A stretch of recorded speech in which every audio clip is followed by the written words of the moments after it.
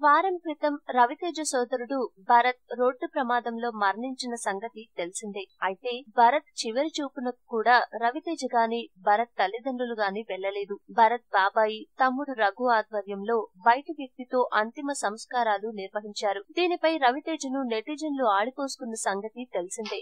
దీనిపై తాజాగా రవితేజ స్పందించారు. ఒక ఇంటర్వ్యూలో తన బాధను, భరత్ చనిపోయినప్పుడు వారి కుటుంబ పరిస్థితిని వివరించారు. తన తమ్ముడు పోయిన బాధలు తాముంటే అంత రాద్ధాంతం చేయడం ఎందుకని ప్రశ్నించారు. మా బాధ కొన్ని రోజుల్లో తీరేది కాదు. మాకు తెలిసిన వారు చనిపోయారంటేనే ఎంతగానో బాధపడిపోతాం. అలాంటిది కలిసి పెరిగి కలిసి ఉన్న సొంత తమ్ముడు పోతే నాకెలా ఉంటుంది? భరత్ రోడ్డు ప్రమాదంలో చనిపోయాడని తెలియగానే ఇంటిల్లిపాది షాక్ అయ్యాం. మా నాన్న వయసు 85 ఏళ్లు. భరత్ మరణ వార్త వినగానే ఆయన కుదేలైపోయారు. మా అమ్మ రాజ్యలక్ష్మి ఉన్న చోటే కుప్పకొల్లిపోయారు. తమ్ముడు రఘును ఆస్పత్రికి పంపించాం. భరత్ ముఖమంతా గాయాలై చిత్రమైందని తెలియడంతో చూడలేకనే మేము వెళ్లలేకపోయాం. మేమెంత బాధలో ఉండి ఉంటామో అర్థం చేసుకోండి. అంతిమ కార్యక్రమాలను బయటి వ్యక్తులతో చేయించే కర్మ మాకేంటి? అమ్మా నాన్నల పరిస్థితిని చూసి వారి దగ్గరే నేనుండిపోయా. రఘు చేత అంత్యక్రియలు చేయించొద్దన్నారు. అందుచే మా బాబాయ్తో అంత్యక్రియలు చేయించాం.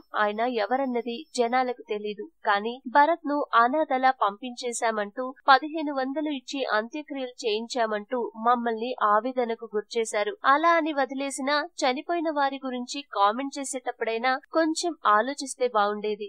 నిజంగా మరీ ఇంత అమానుషంగా ఉంటారా? హిట్ల కోసం సోషల్ మీడియాలో మరీ అంతరాద్ధాంతం చేస్తారా అని రవితేజ తన ఆవేదనను వ్యక్తపరిచారు.